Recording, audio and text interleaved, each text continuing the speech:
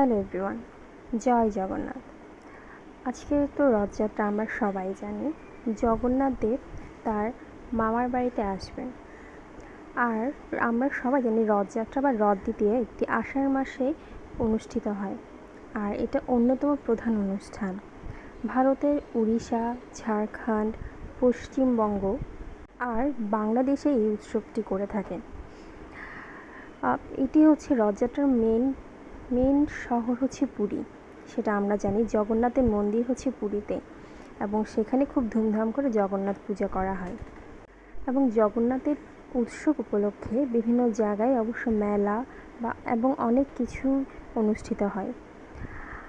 আমরা জানি ব্রাহ্মণ্য পুরাণ অনুযায়ী কৃষ্ণ তার ভক্ত রাজা ইন্দ্র দমনের সম্মুখে আবির্ভূত হয়ে পুরীর সমুদ্র তটে ভেসে আসা একটি কাষ্ঠখণ্ড দিয়ে তার মূর্তি নির্মাণের আদেশ দেন। মূর্তি নির্মাণের জন্য রাজা একজন উপযুক্ত কাষ্ঠশিল্পীর সন্ধান করতে থাকেন। তখন এক রহস্যময় বৃদ্ধ ব্রাহ্মণ কাষ্ঠশিল্পী তার সম্মুখে উপস্থিত হন এবং মূর্তি নির্মাণের জন্য কয়েকদিনের সময় চেয়ে নেন। সে কাষ্ঠশিল্পী রাজাকে জানিয়ে দেন মূর্তি নির্মাণকালে কেউ যেন তার কাজে বাধা না দেন। বন্ধ দরজার আড়ালে শুরু হয় তার কাজ। রাজা ও রানী সহ সকলে নির্মাণ কাজের ব্যাপারে অত্যন্ত আগ্রহী হয়ে ওঠেন। এতটাই আগ্রহী ছিলেন রাজা এবং রানী, তারা দেখার জন্য খুব অধীর আগ্রহ ছিলেন। প্রতিদিন তারা বন্ধ দরজার সামনে যেতেন এবং শুনতে পেতেন ভিতর থেকে খোদাইয়ের আওয়াজ ভেসে আসছে, কিন্তু তারা বুঝে উঠতে পারছিলেন না আদৌ কি কাজটা হচ্ছে কিনা। ঠিক তাই 6 থেকে 7 দিন বাদে যখন রাজা বাইরে দাঁড়িয়েছিলেন, এমন সময় আওয়াজ বন্ধ হয়ে যাওয়ার শব্দ শুনতে পান।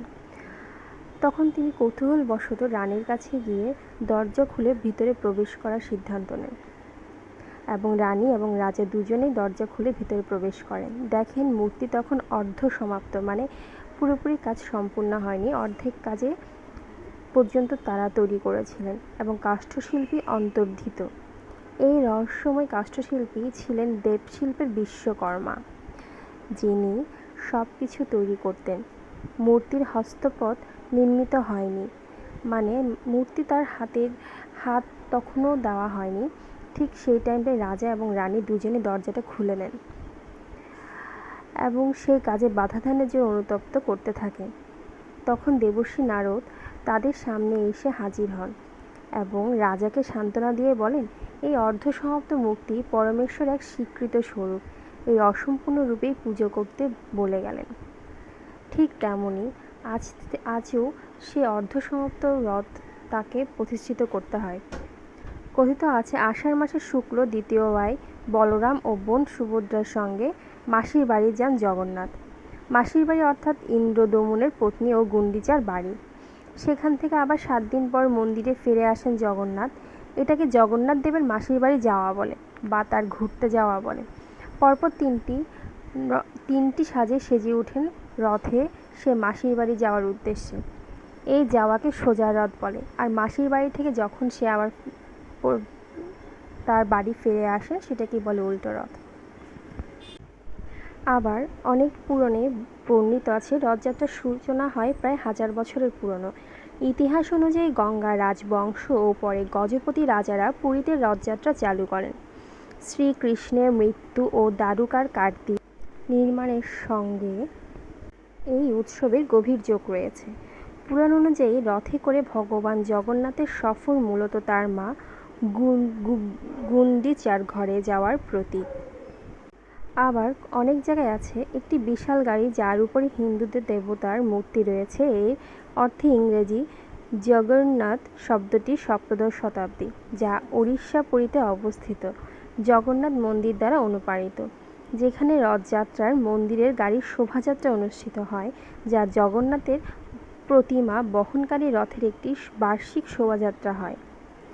মূলত বিশ্ববাসু নামে একজন সাভার রাজা উপজাতি প্রধান নীলমাধব হিসাবে পুজো করতেন। ভগবান নীলমাধব পূর্বে কিতুং নামে পূজিত মালওয়ারার কিংবদন্তি রাজা ইন্দ্রদমনের স্বপ্নে আবির্ভূত হন এবং তাকে মালওয়াতে ভগবানকে ফিরিয়ে আনতে বলেন। জগন্নাথের স্বর্ণবেশ কি আমরা অনেকেই হয়তো জানি না। 8 দিনের মাথায় গুন্ডিচা মন্দির থেকে নিজ ভূম পুরীর উদ্দেশ্যে রওনা দেন প্রভু জগন্নাথ। সবে মাসির বাড়ি থেকে ফিরছেন 3 ভাই বোন। প্রথা অনুযায়ী মন্দিরে প্রবেশ করানোর আগে স্বর্ণ অলঙ্কারে সাজানো হয় জগন্নাথ, বলভদ্র ও সুভদ্রাকে। সাধারণত 200 কেজি সোনার অলঙ্কার ব্যবহৃত হয় এই স্বর্ণবেশ ধারণের জন্য। আবার অনেকেই প্রশ্ন করে জগন্নাথের চোখ গোল কেন? যেহেতু তিনি মহাবিশ্বে ঘটে যাওয়ার সব কিছুই পর্যবেক্ষণ করতে পারেন, তাই ভগবান জগন্নাথের চোখ বড়। ভগবান জগন্নাথ অনুবাদ করেছেন মহাবিশ্বের প্রভু। এটি শুধুমাত্র যৌক্তিক যে তার বড় চোখ রয়েছে সম্পূর্ণ ব্রহ্মাণ্ডের প্রতিনিধিত্ব করার জন্য প্রতিষ্ঠাতা ব্রহ্মার ডিম আকৃতির গঠন। তিনি আবার অনেকে বলতে শোনা যায় ঠুটো জগন্নাথ। ঠুটো মানে যার হাত নেই, অর্থাৎ নুলো। সাংস্কৃতিক রৌদ্র নুলো। মিথোলজি অনুযায়ী জগন্নাথ মূর্তি নির্মাণের জন্য শিল্পী রাজাকে একটি শর্ত দেয় যে এই মূর্তি তৈরি না হওয়া পর্যন্ত কেউই মূর্তি দেখতে পারবে না। সেটা তো আগেই বলেছি। যাই হোক, এবার জগন্নাথের প্রিয় ফল আমরা তো সবাই জানি জগন্নাথদেব প্রচণ্ড পরিমাণে কাঁঠাল খেতে খুব খুব খুব ভালোবাসেন এবং সেটি হচ্ছে জগন্নাথের একমাত্র প্রিয় ফল। জগন্নাথের প্রসাদকে আমরা অনেকে অনেক কিছুই বলি, কিন্তু উড়িয়া শব্দটি ভারতের উড়িষ্যায় অবস্থিত পুরীর পবিত্র মন্দিরে ভগবান জগন্নাথকে নিবেদিত 56টি খাদ্য সামগ্রীর ক্ষেত্রে প্রযোজ্য। ভোগ নৈবেদ্য জগন্নাথকে এবং পরে মা বিমলাকে মহামন্দিরে শ্রীমন্দির দেয়া হয় এবং সেই নিবেদনের অবশিষ্টাংশ ভগবান গ্রহণ করার পর মহাপ্রসাদ নামে বিখ্যাত হয়ে থাকে। এবং আজ গোরপাহাড় মহাশ্মশান কালীবাড়িতে দুপুর 1টায় রথ অভিষেক, অভিভূত স্নান, বিজয় ধ্বজে উত্তোলন, 12ই আষাঢ় 27শে জুন শুক্রবার দুপুর 1টা 45 জগন্নাথ দেবের পাহান্ডি বিজয় মন্দির থেকে বাহির হওয়া এবং দুপুর 3টায় শ্রী রথযাত্রার শুভ সূচনা। উক্ত মহতী অনুষ্ঠানমালায় সবাইকে নিমন্ত্রিত রইল।